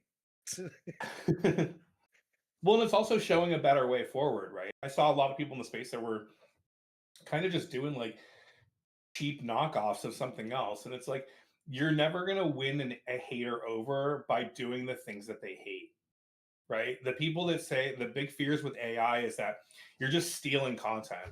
Well, yeah, if you I saw one today and it was like people would remake these videos and it was if Superman saved all the people in these like major scenes. Like if you're doing the thing that people hate, they're just going to hate it more. So like you're not going to win people over. That is such a waste of time. Like make something new with it. And if you can I have so many comments. Like I get more comments of like I hate AI but I love this. I wish this wasn't AI.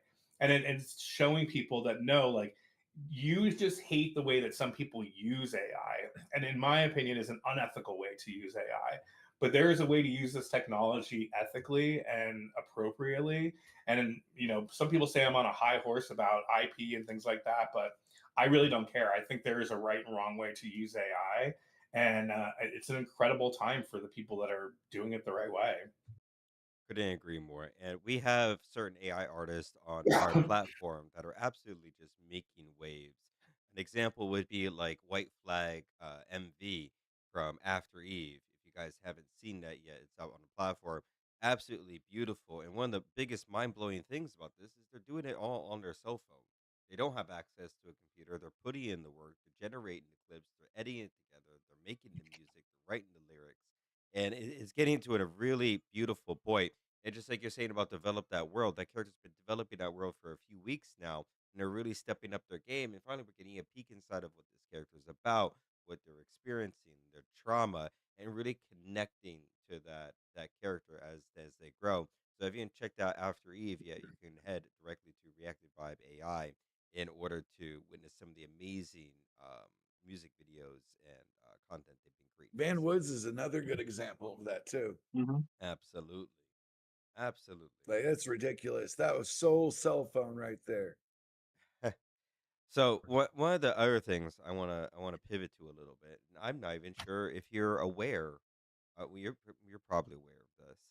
So at the moment, Opus came out a few weeks ago. Claude's doing some wild stuff, um, and it's working with it every day. It's like watching something evolve, and I'm at the point where I see where this is going, and this gets to an interesting path because what happens in 3 4 months from now when our AIs are so trained on what we do, they have researched and evolved surpassing us and our thought process, and have access to producing the videos.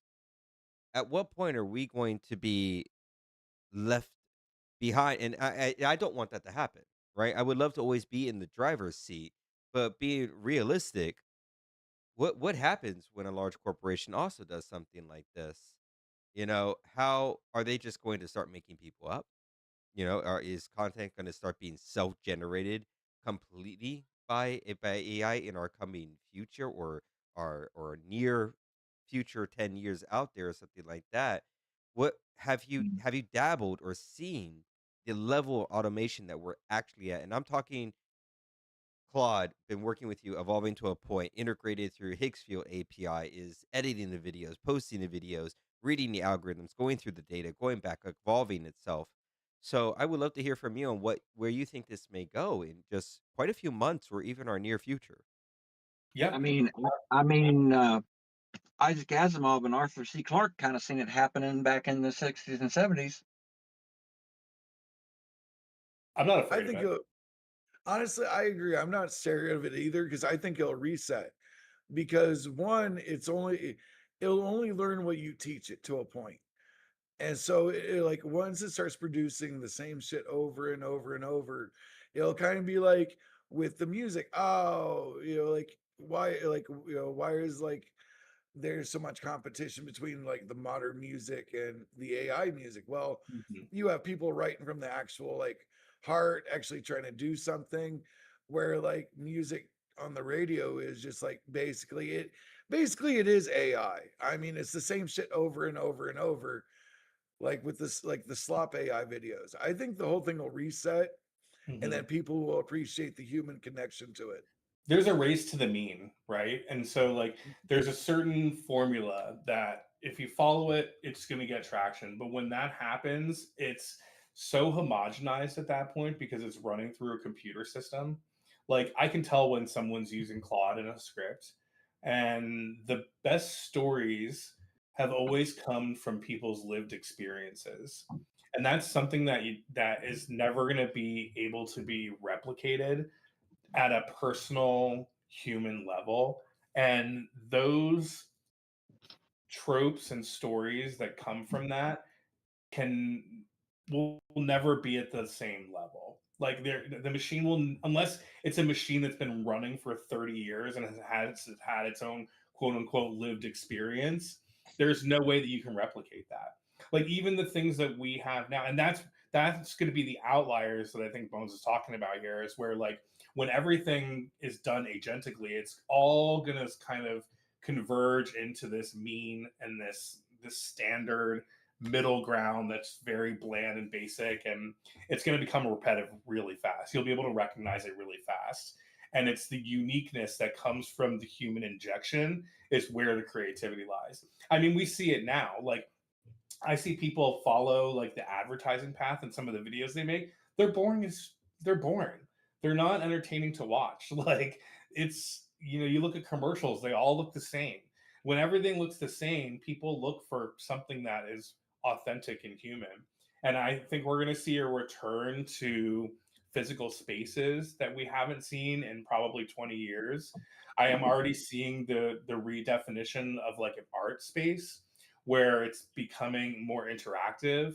Like I have a couple grant applications out right now for some like actual AI use in real physical spaces.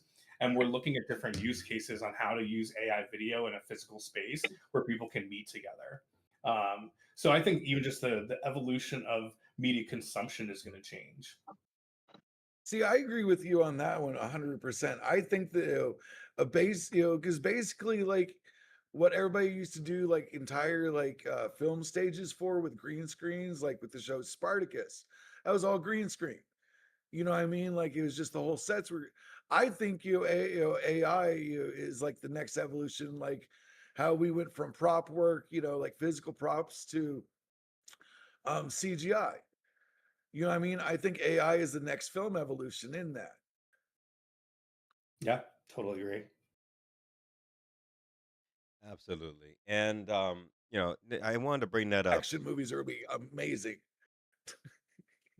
So, have you started to integrate the tasks that you do with Claude? Or are you mostly doing those stuff manually? Because one thing that you said earlier is you can't go through all your emails. So Hmm. I don't think you have agents working in your emails yet. Where are you at with that? Nope. Nope. I'll use Claude for projects, and I keep all my scripts and everything in there as just a way to organize my thoughts. Um, but yeah, I mean, I haven't really found, I think people are using agents the wrong way, personally. I think the agent should be used for mundane tasks. And sure, checking email is one of them, but I don't want an AI responding to my email with a job offer and doing the negotiating for me. I can do the negotiating for myself.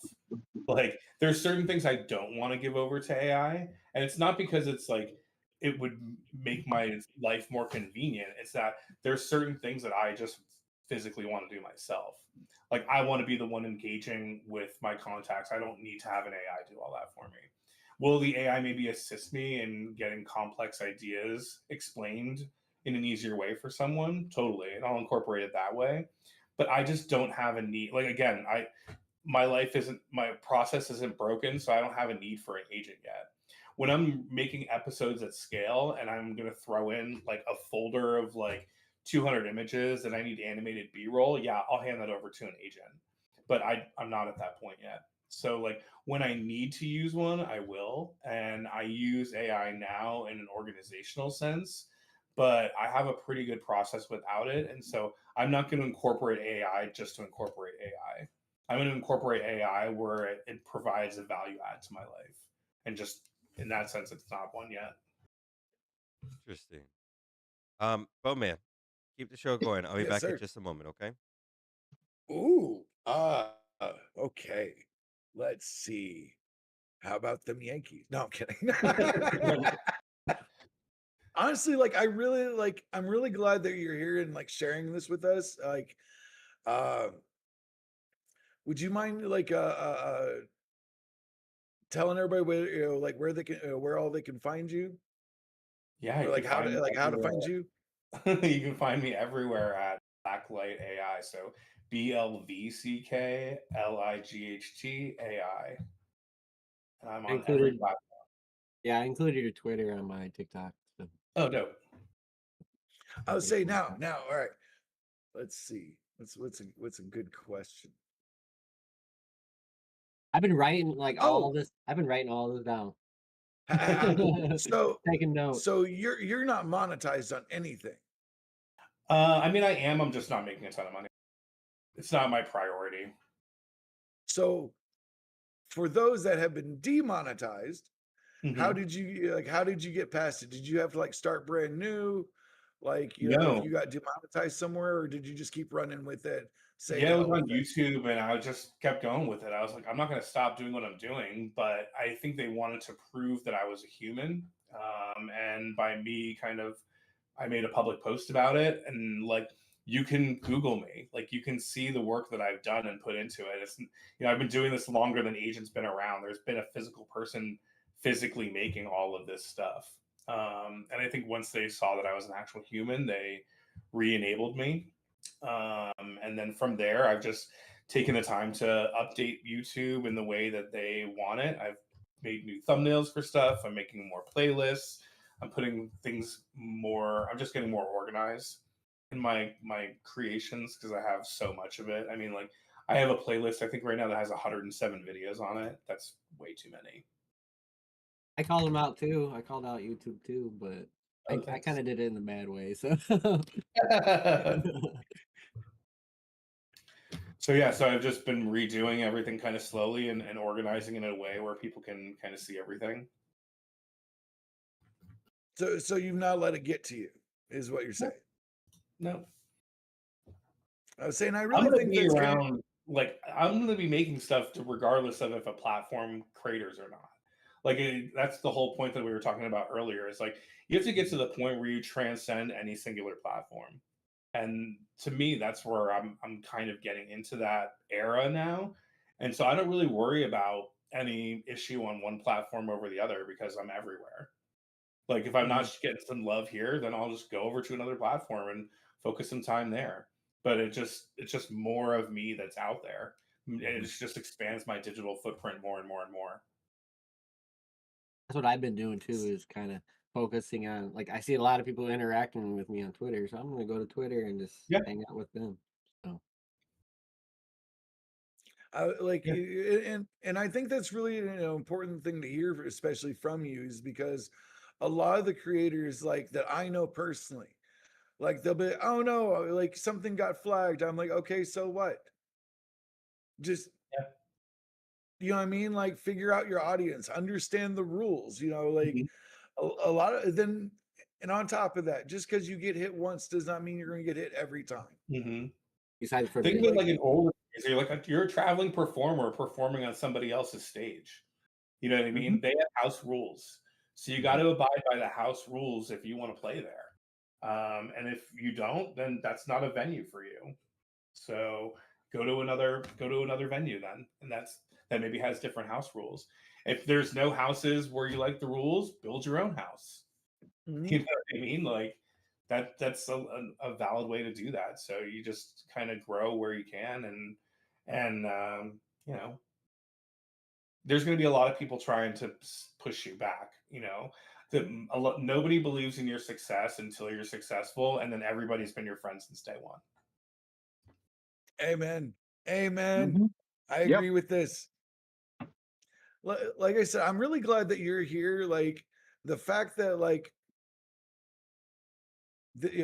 Reactive was able to provide us a way for all of us to meet and for you to like share out this like information like to even like smaller content creators like myself and like pretty much everybody on this panel. Like we do greatly appreciate you being here and sharing all this with us. Yeah, anytime. This has been absolutely like I'm telling you guys need to, if you weren't here at the beginning, watch this. It's on YouTube, not just the Boneyard. It's on Reactive, Vibe AI, his YouTube channel. Like, I'm telling you guys, listen to the stuff that, like, these podcasts isn't just for us to fluff our egos. Like, we're trying to help y'all. Like, Absolutely. And we have so much Mhm. to get done, right?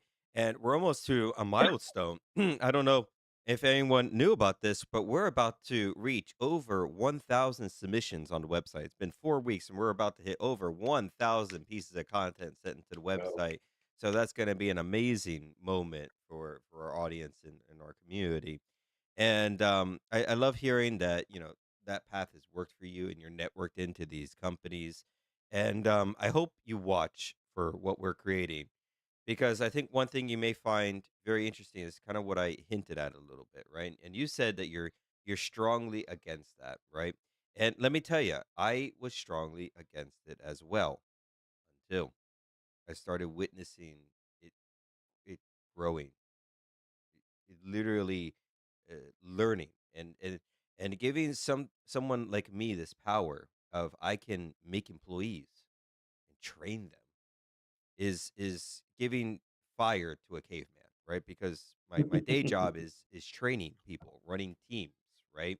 mhm. So giving some a power like this to me is a evil deed that they did.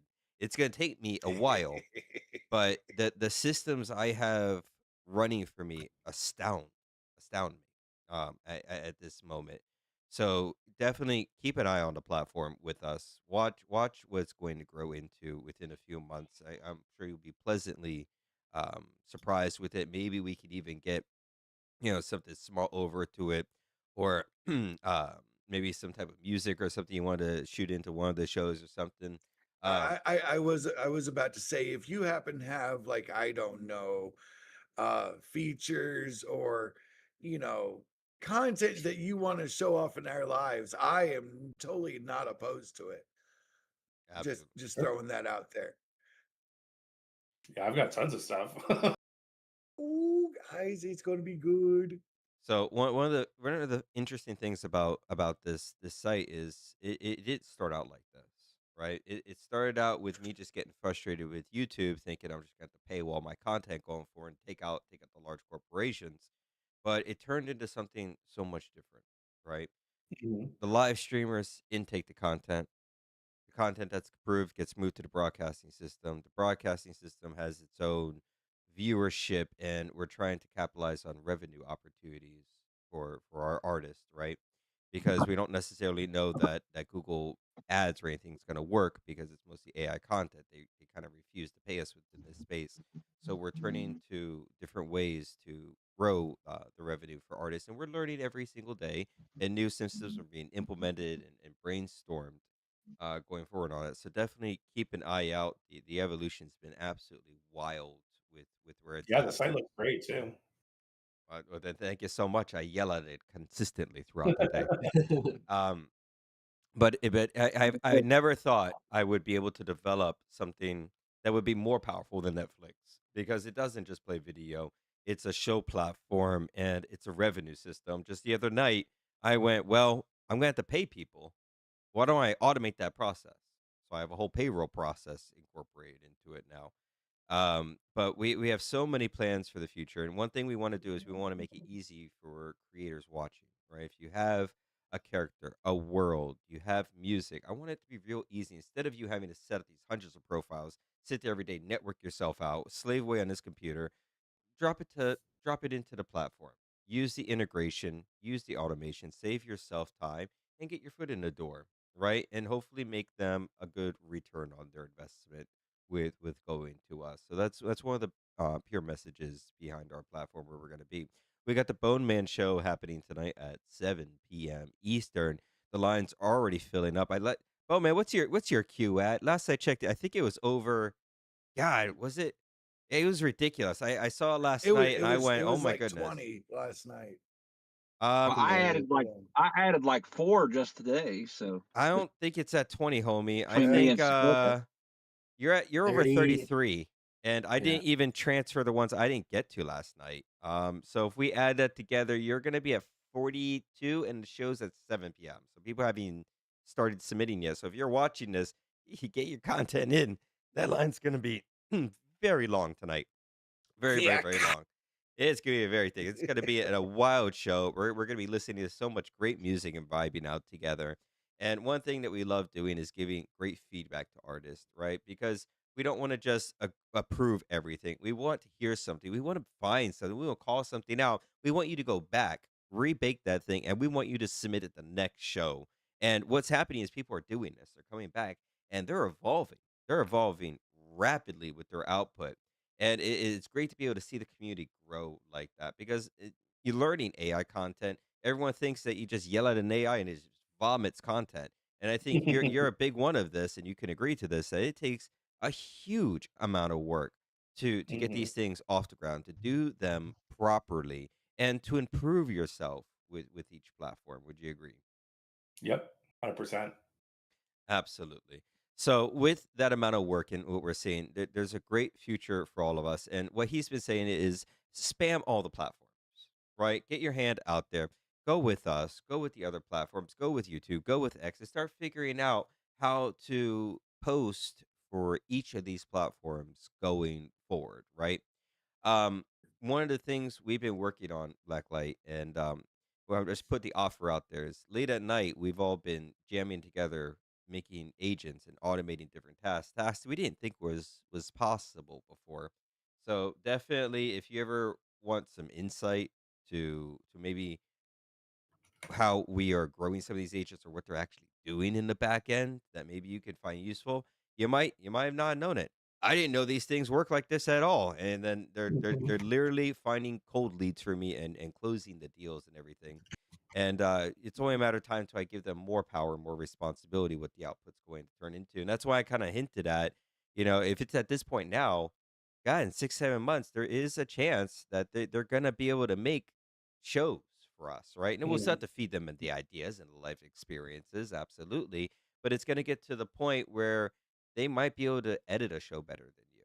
They may be able to Yeah. script one better than you and read the analytical data better. That may There's be some coming out in the projects that future. I have coming up that are going to be like that, where they're taking my IP and they're letting people build with it.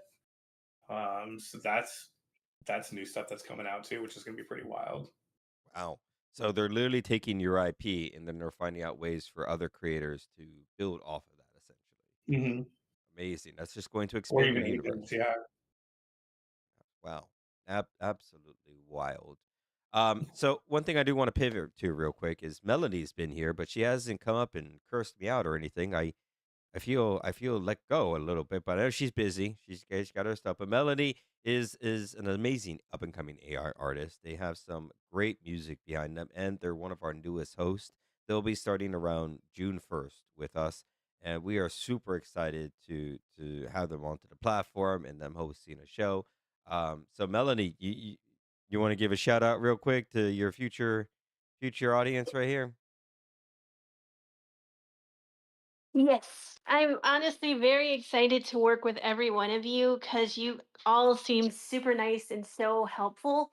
And I'm just very honored that you guys are having me. And I look forward to working with you guys in the future. And we're going to make we're going to share good music. We're going to make good music. And we're just going to make the whole time just the bomb.com. There you go. There Just you go. huge explosion. Drop that mic. Agreed. I love it. She's gonna be hyped on it. Wolfman is also coming into our ecosystem. He's been having to build computers on computers, but I think you finally made a monster good enough to drive this puppy down the road. Um, Yeah. yeah, Wolf Den Radio. The show is so powerful it destroyed 2 hard drives in a week. there you So go. yeah, it's one of those. So Wolfman will be setting his schedule shortly with us. We have even more hosts starting in the background as well. So we're very excited and pleased to have these hosts with us. Even Greg, Mind Over Images, is going on Tuesday at the moment. If you have any questions, you can always visit the website at reactivevibe.com and take a look at the schedule for upcoming hosts and shows. Get your content reviewed on the platform and get ready for the early stages. I'm super excited for what we're having coming up next. Maybe we should take a moment to talk about that. So we do have these exclusives baking in the oven. They are extreme things, and like you said, it's gonna be hard to convert people for $9 to $10. But sometimes there is shows out there that are just so good, so hilarious that they can definitely be worth value. And we might have tripped over one or two of those with us. Have you seen any of the clips? I've seen some of them. You've seen you've seen the one from the cartoon with the creature coming out of her stomach? I think so, yeah. Yeah, you've seen that? Yeah, that one's something else right there. Um so we got those up and coming. The other potential things that we really want to do that I'm super excited about is the exclusive merchandise, right? You've been selling merchandise for a long time of your branding. What could you give us some insight if you were to nudge us in the right direction? Because we've been thinking about this for a while and I still haven't made up my mind. Do I do exclusive merchandise? Maybe every week or so, we pick an artist or a brand and we make something high end and exclusive merchandise. We sell a select number, make them limited, kind of scarce. Or do we open up the platform for everyone to sell their merch on their different IPs and brands? But it could get flooded with just too many options. But it would be easy and Mhm. convenient for people. So with that, where do you think our merchandise should go with this platform? Think you should do it. I don't know. It's a good question. Exclusive content's always fun because there's limited numbers of it too that are being offered. So there's a built-in kind of urgency into it. Um, I make merch that I would want to wear. You know what I mean? I'm wearing merch right now. Like this is A's Alters merch, who's a friend of mine. I wear my merch stuff sometimes when I get samples and stuff. And even the merch I've made recently, I've just refreshed my shop with some new stuff, and it's just things I want to wear or things that people ask for. And then, the cool thing with merch is it can sit up on the store. You're never going to get complaints about having too much, but you will get complaints about having not enough. And so I always kind of put enough stuff up there that there's always something to search through, and then every 6 months or so, just kind of refresh the shop, see what's in there, make some new stuff, and that creates its own kind of like exclusivity because I don't keep everything up forever. Interesting. Well, definitely didn't point me in a direction because I still don't know which one to pick, to be honest. Because it seems like you need both of them. You can't Hmm. have a select one item and not have a variety. But then Hmm. again, our variety with even just the amount of users we have currently is a lot. I mean, a Hmm. store with a few hundred items maybe too much. And then just like you said about wanting to wear it, yeah, I don't want cruddy merchandise. That's one reason I've been on the back fence of it is I want to find a really good manufacturer. I want clothing I would personally wear myself and be happy Hmm. with. I don't want to just sell branding Merch is merchandise. tough. You got to like order samples and try it out and wear it for a while and see how it is. It's definitely like an ongoing thing. But I think merch is probably the strongest way for people to support you. And if you have something that people like, then that's an easy way for them to show support. And it's free advertising when people wear your merch. Absolutely. It's a real kind of closed loop circle on how that works Mhm. with it. But definitely we'll take some more time. That feature is going to take us definitely a few more weeks as we brainstorm, we get the samples, we test it out, we think on what direction we're going to really go with it, right? Um so that's all fantastic to hear. We got some amazing music out on the platform, and we're going to be going live tonight on Bone Man at 7 p.m. Eastern. It's been a pleasure having everyone here for the Vibe Engineers. I think this is episode 4, 5. This is 5, right, Five. homies? 5. This is number 5. Jeez. Mhm. So I want to thank everyone again for being here. People watching within our lives, people that are watching within our recordings and the replay of this. Thank you so much for all the support. We look forward to connecting with every single one of you and developing this new platform with the community as well. Feel free to drop us any type of information. We're all ears. We're easy to communicate with. And we look forward to navigating this landscape with every single one of you. And thank you again, Blacklight, for coming in and sharing all your experience with our audience. Absolutely Totally. loved Thanks, it. guys, for having me. Thank you. You might have Yeah. created multiple Absolutely. monsters tonight, so just kind of FYI.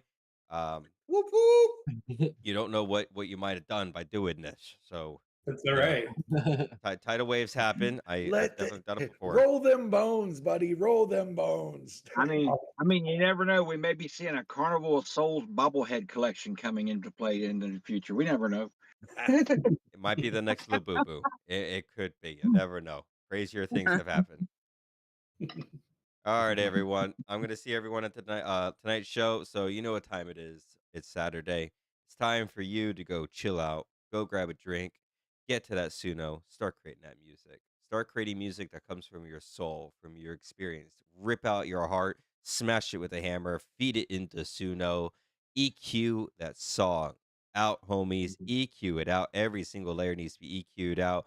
Get something special ready for tonight. That line is already growing. Get it submitted to the website and then we're going to see everyone at 7 p.m. tonight to jam out with every single one of us. Thank you again. Have a great night, everyone. Cool. Thanks, guys. Later. Thank you. Later.